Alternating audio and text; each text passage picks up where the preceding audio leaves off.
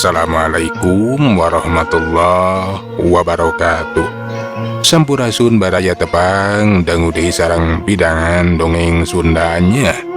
Urang dongeng dieu, urang neraskeun hanca dongeng anu katuna. Kalayan ngebantu nyejara carios si Doclo Cupu Sakti Guriang 7. Ieu dongeng teh karangan Mang Nyalira sok sanaos dongeng basa ajan. Malah mandar janten hiburan. Atuh kabaraya anu satya manco kana dongeng Mang di mana we ayana. Mugia sadayana aya dina kasehatan lahir sinterangan batin dilalancarekeun sagala rupinanya tong hilap dirojong ditaroelan tombol subscribe. Atuh mangoge nganuhunkeun kanu parantos like oge komen. Mangga mitra supados tenyang kolong ting kana waktos urang sami-sami dangukeun kumaha atuh terasna ieu carita. Sok kaparayun sadayana.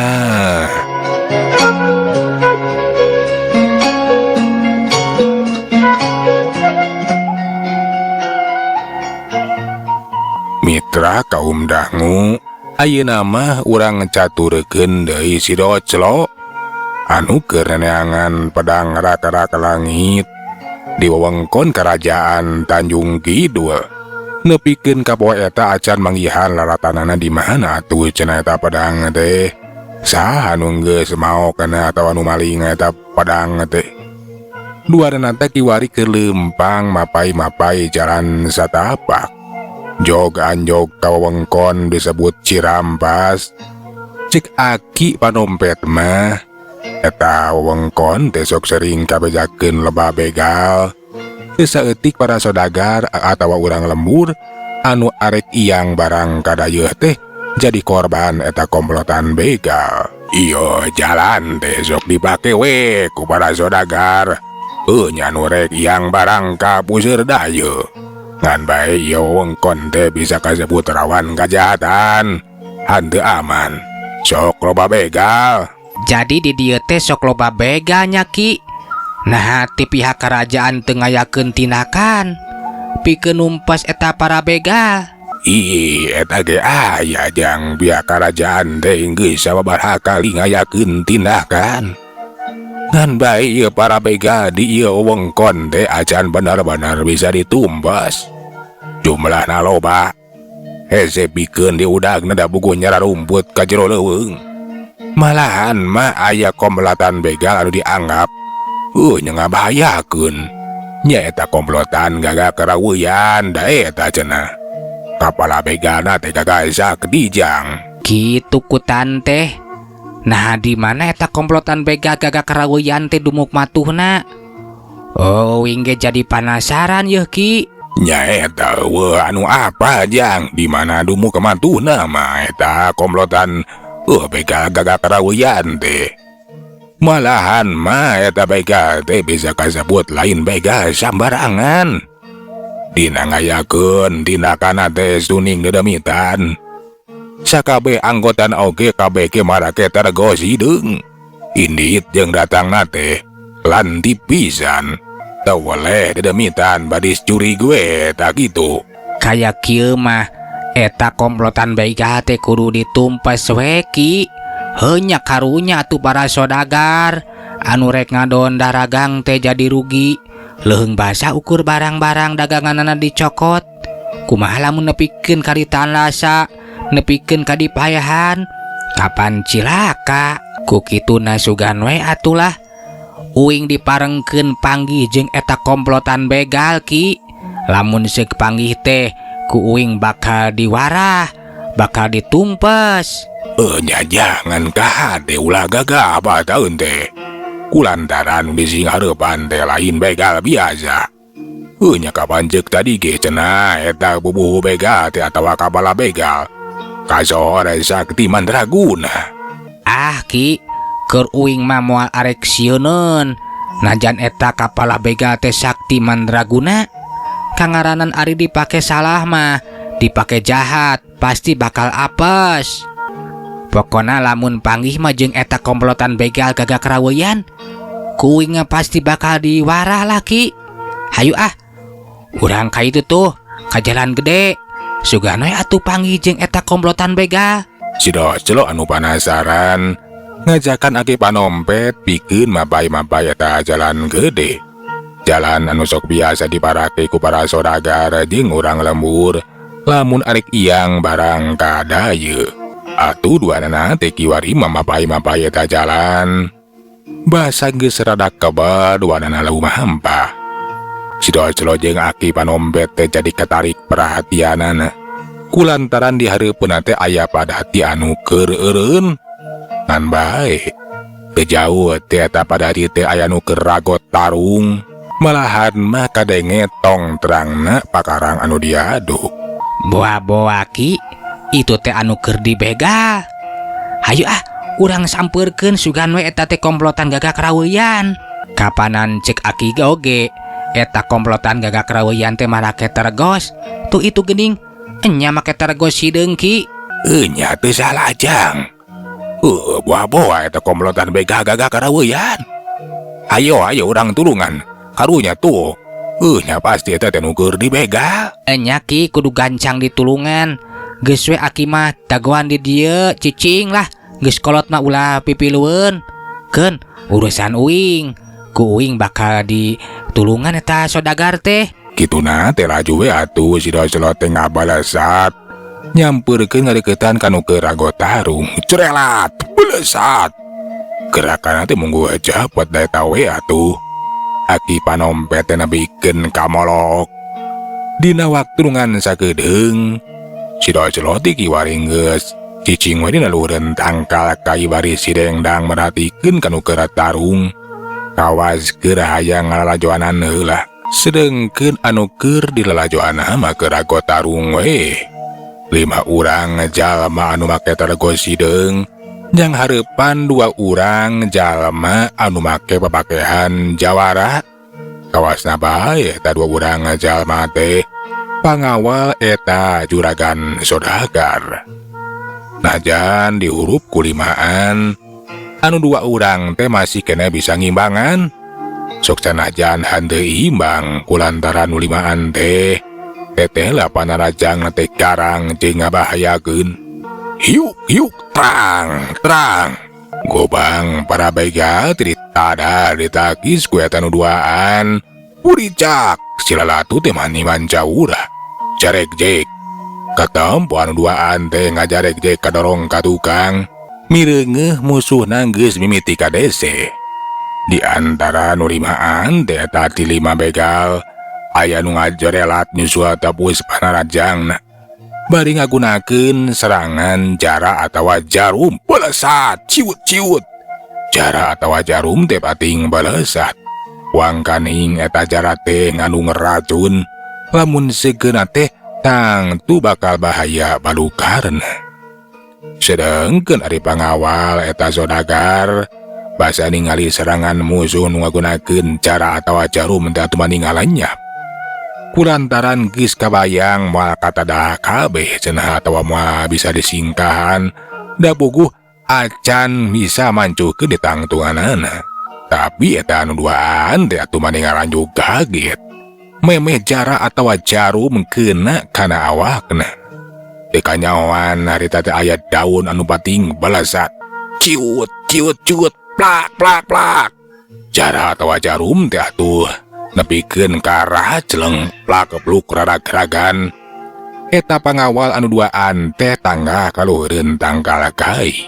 Breh katempo di luhur teh aya nu si Dengdang. Jalma anu kayana teh memang aneh. Nah saha cenah tah jalma teh jelas nu bieu geus nulungan. Pangawakanna teh aneh, pendek jeung buleud. Jelas kayana teh ilahar teu barok jeung batur. Sedengkeun ari eta begal anu limaan oge sarua kagetna. Laju tetanggahan merhatikeun ka si Docelo. Turun sia kurang ajar. Geus kumaha nih sia. Turut campur ngahalangan kana maksud dewek. Lamun seuk teu dihalangan mah eta 2 urang jalma anu ngaran si Ardita jeung si Soma teh bakal kojor. Ngamasing pati tu makaning perlaya kabeunangan ku sanjata rahasia dewek euy. Cik eta salasa urang begal cacarita ditujukeun ka si Doclo. Si Doclo anu aya dina luheureundahan kai teh sikapna tetep tenang, malahan mah kadenge seuri ngan bae eta seuri teh lain seuri sambarangan, tapi seuri anu dibarengan ku tanaga jero atawa tanaga lapisan. Kunaon sia mani molotot sapeda bieu jarum maneh teh ku aing ditadah dihadang. Aing ge teu mikeun lamun nepikeun kata dua urang pangawa teh ajal binasa. Kaayaan 5 urang begal nu make targos teh aneh atuh. Kulantaran basa ngadenge eta seuri si Doclo teh nepikeun ka nutupan ceulina. Kadengena nu 5an mamane ngajelengeng atuh. Lamun henteu nepikeun ka nutupan ceuri teh bisa jadi eta kekendangan teh bisa totos ku eta sora. Kekaneng sia, kekaneng. Alah, cili aing mending hayang kieu sia. Geus montong ngomong sia teh kurang ajar. Turun aya ka wani mah. Saha sia teh? Kalayang si Doclo teh turun tina luheureun tangkal kai. Sele napak kana mah bari tekung si dilapok atuh cacarita. Naon maraneh teh nepikeun ka nutupan ceuli sagala rupa? Ye. Ngaran uing mah Doclo. Jadi ngaran sia teh Doclo nya. Benar ngaran uing mah Doclo. Kurang ajar sia. Geus kumawani ngahalangan kenapa gawean dewe klimaan. Eta 2 urang pangawa teh kudu kojor. Kulantaran geus wani baha. Wani ngalawan. Nah teu apa? Kadawe klimaan, komplotan, gagak raweyan. Oh, jadi ieu nya komplotan gagak raweyan teh anu geus kasohor. Hah, kabenaran atuh lamun kitu mah. Hah, uing teh panggih jeung maraneh. Puguh ge uing teh hayang panggih jeung maraneh anu cenah maneh teh begal anu kasohor. Kunaon sia? Maneh mah jika nu bunga panggih jeung dewek 5an teh. Nya atuh bunga kulantaran kapan aing teh keur neneangan mararaneh. Ayeuna panggih di dieu. Teu kudu hese neneangan. Narek naon sia? Manggihan komplotan bega rawayan. Buka urusan naon sia teh ha? Eta, uing teh kapan arek numpes maraneh. Rek ngeureunkeun tina kelaku kajahatan maraneh kabeh. Aya kuanian sia kurang ajar Doclo. Sia teh buat wani cacape sa model kitu kadawek 5an sarua jeung kojor. Ceuk saha aing mah teu sesoroh kojor deuleu. Justru mararaneh anu sesoroh kojor mah. Gawe ngabega sia jeung tidak laku kajahatan. Hiji mangsa mah bakal apes. Maneh teh bakal cilaka ku pamola sorangan. Da ayeuna oge pasti maraneh teh bakal cilaka. Motong diantep euy uja. Jalma kieu mah kudu dikojoran. Teteh lah ieu jalma sapotong teh. Boga maksud anu jelas. Arek numpes urang jigana mah. Jalma sapotong gede kawani. Teu kaimbang jeung awakna euy. Nya euy, ieu jalma sapotong teh teu kaimbang jeung awakna. Ari kawanina mah nya sakitu gedena euy. Keun bae lah kawani uing teu kaimbang jeung awak oge. Da aing mah moal sieuneun najan pangawakan sagede kieu genyang hareupan maraneh 5an. Sok sia rek kumaha? Lamun maraneh keukeuh arek ngabegal, ku aing pasti bakal ditindak. Jeung deui najan maneh henteu ngabegal oge, tetep ku aing teh bakal ditindak. Bakal diwarah. Ay, geus bosen hirup sia teh heuy. Hayo ja heuy. Darsan, urang bodaran ieu jalma sapotong teh heuy. 5 urang anggota begal rawayan teh geus henteu bisa nahan amarahan. Laju salah saurang di antarana teh ngagajleng bari nyabatekeun gobangna kana beheung si Doclo. Hiu, gobang geus ngolebat arek ngincer ngalah kana beheung.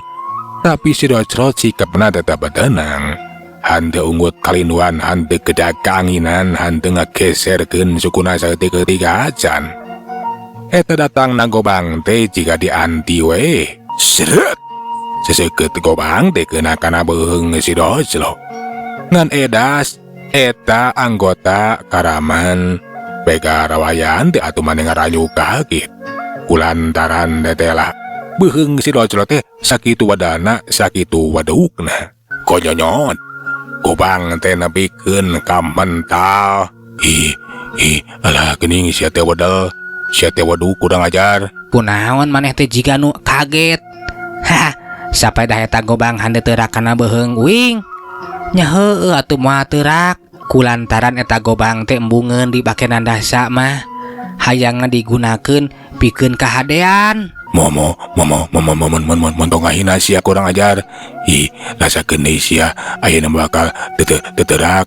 Beung sia bakal sapat. Hulu sia bakal ngagulutuk. Hiat rasakeun modar sia kurang ajar. Hiu kiwari teh Gobangna diheubatkeun di we disabatkeun kana beheung si Doclo. Bariceung dibarengan ku tenaga jero anu sapinuhna. Dipiharep Gobang teh bisa nembus kawadukan si Doclo. Tapi eta anggota begal teh maning ngarajuk kaget kulantaran kiwari mah Gobang teh ngabalatok kepotong. Anjir, disangka sia. Ibu ilmu naon, buka kawadukan naon sia. Gobang aing nepikeun ka potong. Uing mah teu boga ilmu nanahaon. Lain kulit aing anu liat, lain daging aing anu teuas. Tapi eta mah Gobangna we meureunan, mintul jeung rapuh. Sok sia, maraneh ge maju. Ulah kalaka kitu geuningan sia rarangkogan kitu jiga anu sieun. Kurang ajar. Ulah waka sombong sia. Sampai dah sia teu teurak ku bakarang. Boga ilmu kabadukan. Rasakeun ya, rasakeun. Saja aing. Belesat, ciut-ciut pating cariut cara atawa jarum teh. Arek ngahujanan awak si Doclo. Tapi si Doclo teh cara tadi we. Tetap batagen henteu ngaroba sikapna. Basa eta jara atawa jarum kena kana awak si Doclo.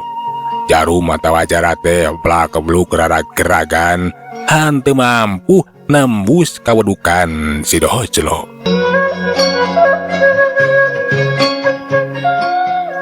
Alah, jadol teh. Cara aing teu mampu pikeun nembus kawedukanana.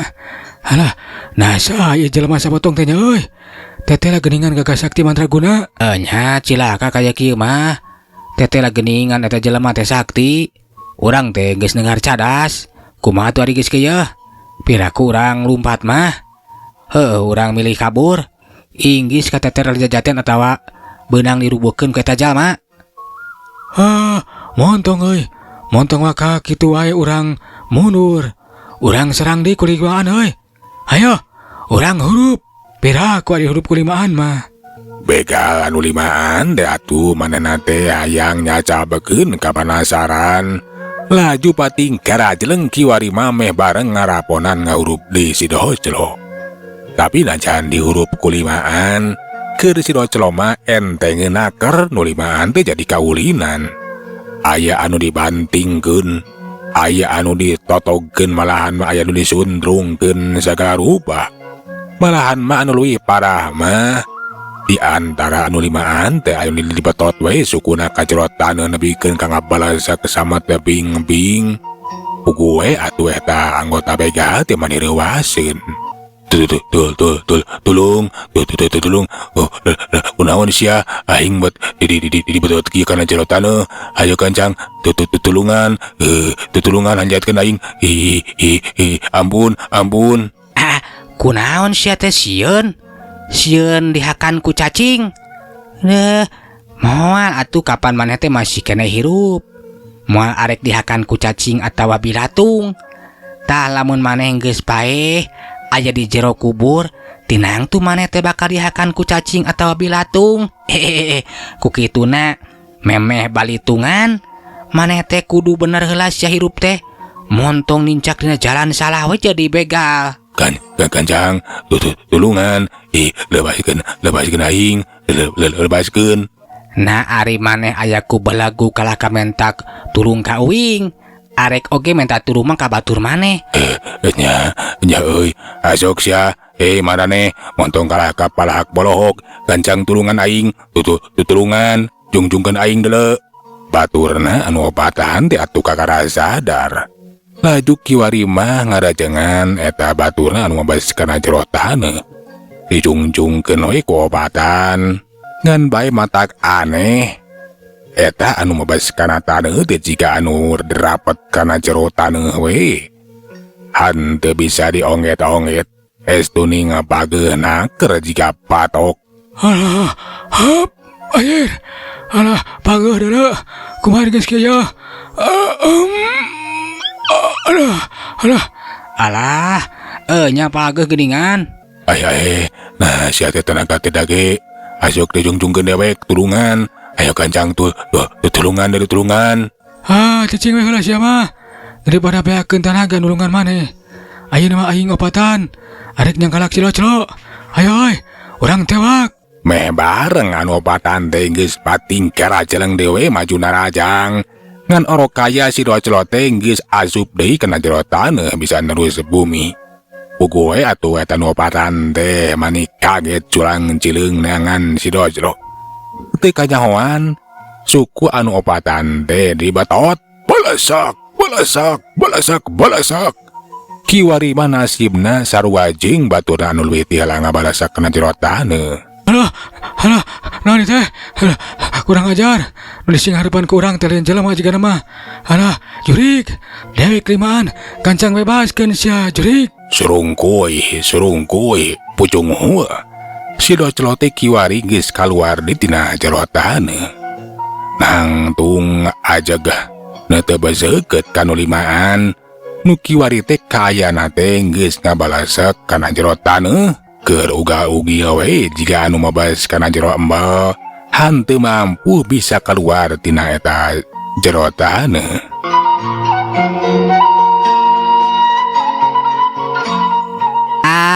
Rasakeun sia sok rek kumaha ayeuna mah.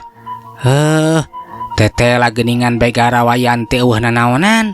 Sok gerah hojas ya, ari nya mah hebat. Gerak keluar tina jero taneuh. Kitu teh bari raja geleje gue. Bari nula kejangkeng merhatikeun kanu limaan.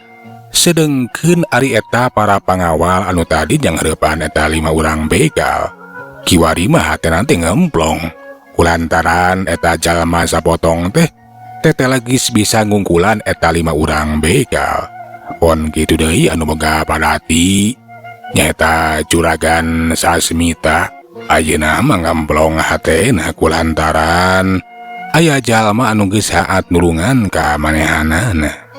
Dina kayana gitu teu kanyahoan aya cirim anu ngacerelak bari jeung katempo aya nu ngakurilap. Bareng jeung eta anu ngakurilap kadenge suara anu ngajelagur. Taneuh mancaura beka anu limaan kiwari manggis bisa kaluar we hande kakubur dina jero taneuh. Puguh we atuh si docelo teh maneh kaget. Nah saha cenah eta jalma anu geus mampu nulungan begal anu limaan. Mitra waktos na geuning barantos teu nyekabannya. Sagala urang tuna jajara carita si docelo tupu sakti kuring tuju dugi ka dieu. Urang teraskeun dina seri anu salajengna. Manganuhunkeun tina sadaya perhatosanana puntenna tina sadaya kakiranganana. Mang undur. Assalamualaikum warahmatullahi wabarakatuh. Cak.